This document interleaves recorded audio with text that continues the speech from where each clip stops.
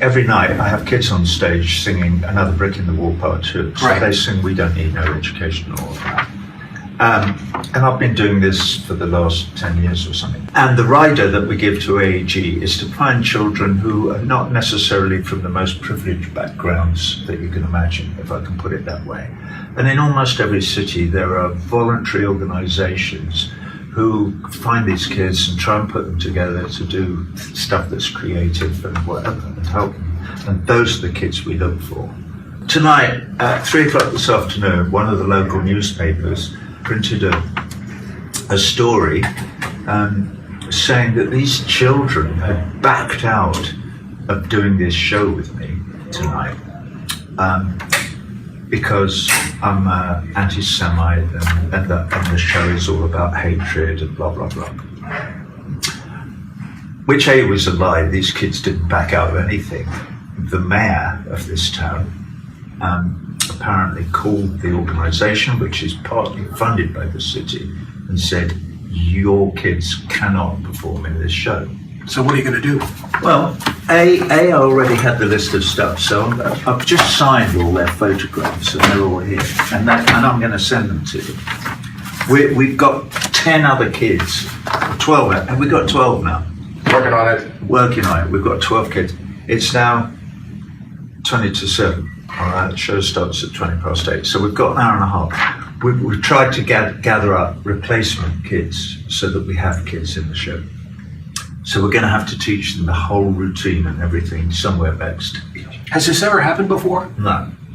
Do you know that for my interviewing you for CNN, I've been flooded with Facebook comments that say, why are you giving a platform to Roger Waters, the anti-Semite? Yeah. To those people you say, I'm not an anti-Semite, obviously. It's as plain as, your fate. I'm not. I've never done anything anti-Semitic. What I have done is I've become an activist to try. This is what I say to these kids, right? Ill-informed local official and an organised campaign of malicious propaganda, which it is. To call me an anti-Semite is malicious propaganda. It's because they want to silence my voice. Because my voice speaks of a non-violent, loving resistance to the oppression of an oppressed people. Okay. So I said our show is about love, which it is, which you will see tonight at the show. I believe in civil and human rights for all the peoples of the world, irrespective of their race, ethnicity, colour or religion. Those attacking me do not. We shall overcome. Love, Roger Waters. That is my position. I believe in basic civil and human rights for all the peoples all over the world, irrespective of their colour, ethnicity, race or religion. The people attacking me don't believe in that. It's as simple as that. I appreciate you telling it to me. Okay, so these are going out now to the kids, to these kids. The kids who won't get to perform. These kids won't get to in front of 20,000 people. Yeah. With Roger Waters. Which, I might get a bit teary now because we've been doing this for years and years and years. And what these kids get out of this opportunity is beyond description. This is the biggest thing that has happened to many, many of these children in their whole lives. And the stories that we've had come back with them, from the community. When we go in and we do our show and we do this little thing with them, but these kids live there. They live in their communities.